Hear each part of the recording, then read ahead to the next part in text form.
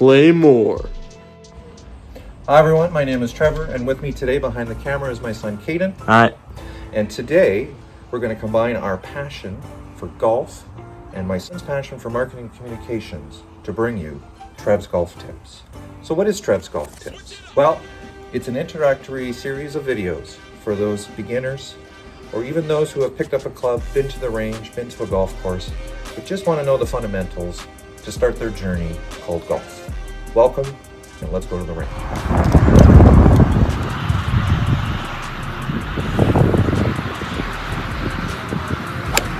Welcome back. We are at the driving range, and the first lesson that we're going to go over today is gripping your club. And a lot of beginners grip their club like a baseball, so all the fingers are on the grip. As you can see, all 4 digits and the thumb, same on the other hand as well. And a lot of beginners will golf like this and they'll swing like this, and that's fine to start with. You got to start with what you're most comfortable with, but eventually, for the journey of your golf career, what you need to do is start removing fingers from the grip, because it isn't a baseball grip, it's a golf club. It weighs less. And what they want you to do is take the fingers off and actually gain control. And I'll explain why. So a tip that you can try if you do the traditional baseball grip is to take your pinky finger off on your right, if you're a righty, and put it on top of your index finger. That removes at least one finger from the grip, but you gain more control. The other thing you can try eventually is to do an interlock grip. So interlock your pinky and your index finger so they look like that. Again, now that's 2 fingers off the grip. And what it allows you to do is grip the club, but not really hard. If you do it really rigid, your wrists don't have much bend in them. But if you loosen your grip, you can bend your wrists. And that's what you need to do in a swing. Your arms might stay straight, but your wrists break. So by taking fingers off your grip, you're actually gaining control and more power. So another thing to remember when you're gripping your clubs is that you don't want to grip the club in the palm of your hand. It's actually between your hand and your fingers. That first layer right here is where you want to grip the club. So as you grip it, you can see I have it on the first and my fingers are wrapped around. Same thing for the top hand. So, however you like to grip the club, do something that makes sense for you, that feels comfortable. So this is how I do it. I take my left hand, my gloved hand, and I put it at the top, right where I want it. Take my pinky, interlock it with that, and I grip the club. I cover my gloved hand and I bring my thumb over. Some people will do this, that's absolutely fine. I started this way, but you can eventually turn your thumb over. So again, it's not controlling the club, your thumb with the pressure. You take the thumb off, again, you have more control, more grip, and eventually more power. So this is how I grip the club.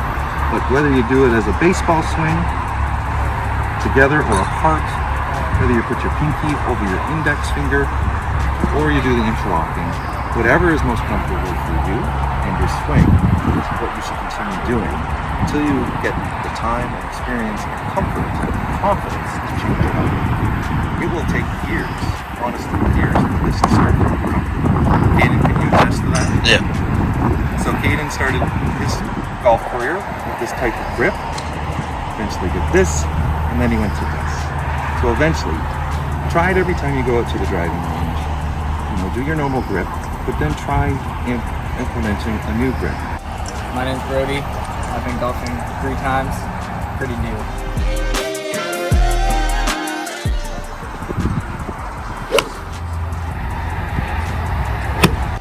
All right, we're at the range with Brody as he introduced himself, and today we're going to talk about grip. So Brody's played golf 3 times. He's been to the driving range numerous times. He's played baseball most of his life, and so what you'll see as a new golfer is he will use a baseball swing. Brody, show us how you grip it.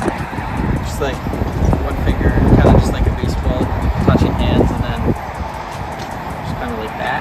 Perfect. So as I explained earlier in the video, then you can try on the range. Again, you want to hit more balls with how you're most comfortable with your grip, but interchange it once in a while to see how it feels. So Brody, what I'm going to ask you to do is grip your gloved hand like normal. You're going to bring your bottom hand, your right hand up. You're going to put your pinky over your gloved index finger. that's just to take fingers off the grip. And again, it allows you as much control as you want, but it allows you to kind of loosen that grip. So when they say to grip the club, it's like they're holding someone's hand. But it's a little bit more than if the club is like that. So it's almost like you're holding the grips in. Okay, so try that with a couple of swings and see how it feels.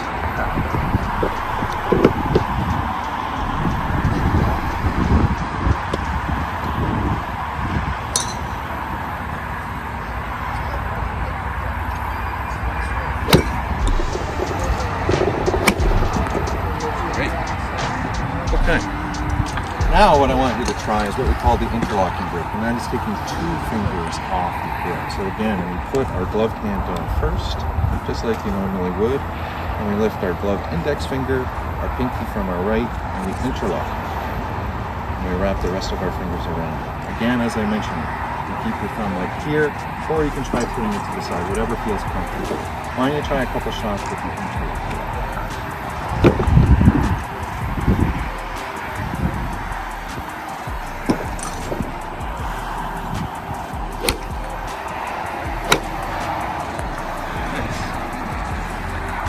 But ultimately, how you grip the club is how you're most comfortable with it to start. And that's how you should start your grip. The next thing I want to talk about is how you address the ball. And everybody's different. You look at the professionals on TV, everybody has a pre-shot routine. They do it every time. When they're on the tee deck, when they're going to approach shots, when they're putting, they have a routine that they follow to lock in and focus on when they're about to hit their shot. I'm going to take you through what I do when I address the ball, and this is every time I address the ball, on the tee ball, on my approach shots, when I putt. First, I get the grip that I want. So I just showed you previously an interlocking grip. So I look at my grip, does it feel good? I'm happy with it. I put the ball between my feet, so there's a straight line right in between, and then I put my club behind the ball. And I look at my target. I adjust my feet towards the target. And if you want to be sure that you're kind of aiming where your body position is, you try to put your club across your thighs. You can see that the edge of the club is pointing to your target. So again, grip the club behind the ball, adjust your feet to your target, and swing.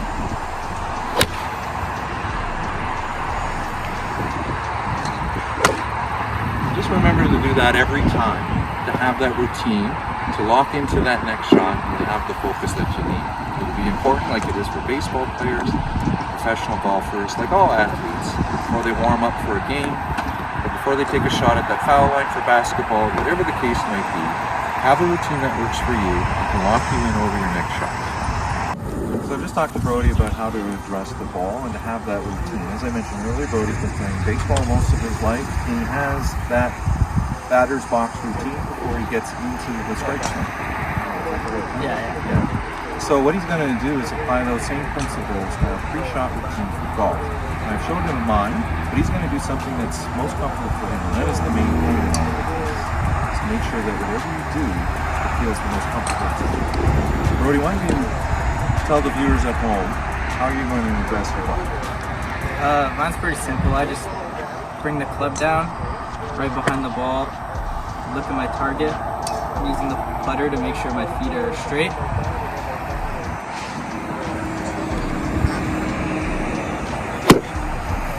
Very good. So again, whatever routine you use, whether you're teeing off, whether you're approaching the green or on the putting surface, just make sure you have a routine that works for you, focuses you in, locks you into the next shot. I promise you, it will make a difference.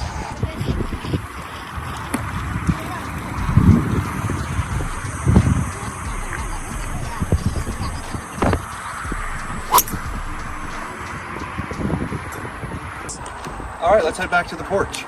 My golf journey started when I was 3 years old, when my grandfather put the first golf club in my hand. And 40 years since and over 1,000 rounds, it's been a lifelong passion of mine. And again, he taught me over a number of years. And my goal is to bring his teachings to you. Really helped me grow my passion for the game.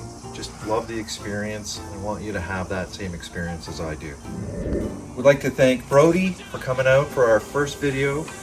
Just as a recap, we talked about grips, and again, whatever is most comfortable for you, the grip you should keep. But eventually, as you get more comfortable and confident, you can use the pinky over the index finger or do the interlocking. Try that for a few shots every time you practice when you're out on a golf course, and it will help you for your journey in golf. You also learn how to address the ball and how you can have different ways of doing it, but keep a consistent pattern, focus in on that next shot, and do that with every shot that you have. Again, thanks so much for joining Trev's Golf Tips. We'll be continuing this series with other fundamentals of golf. We hope that you'll join us. And don't forget, get out there and play more.